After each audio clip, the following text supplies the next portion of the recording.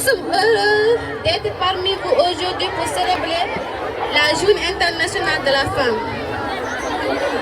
Les femmes présentent la moitié de l'humanité, une tendre moitié qui a porté et porte encore physiquement l'autre moitié. Pourtant, les hommes ont toujours tenté de les maintenir dans l'ombre.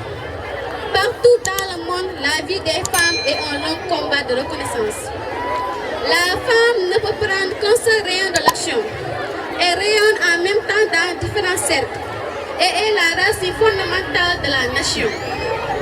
Sans la femme, l'homme n'est rien. Comme disait Simone de Beauvoir, on ne naît pas femme, on le devient. On devrait le rester, même s'il faut lutter pour imposer une nouvelle vision du monde. Mesdames et messieurs, si nous avons fait un long chemin pour nous retrouver ici réunis avec l'espoir d'améliorer la société, c'est que des personnes nous ont marqué profondément en ce sens.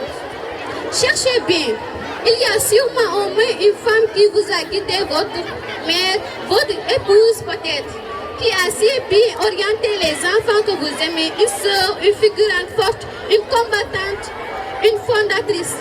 Laissons-les revenir dans votre souvenir, que se lève droit dans nos têtes et dans nos cœurs. Elles sont vivantes, vibrantes avec nous. Elles sortent du passé et habitent notre présent. Je ne peux passer sous silence l'admiration que je porte aux femmes qui osent s'approcher du pouvoir du monde difficile de la politique. Mesdames sénatrices, les députés, je vous dis bravo. Continuez à nous représenter le mieux. La femme est plus qu'un complément essentiel à la pensée masculine. Elle est une proposition indépendante et refuse les propositions pour la subordonner aux hommes, au pouvoir, au monde de pensée, aux critères esthétiques. Une société, elle dirige l'accord des genres. Au moins dans ce pays qu'on dit évoluer, il faudrait bien que ce soit la fin de la guerre des sexes. Je vous remercie, mesdames et messieurs.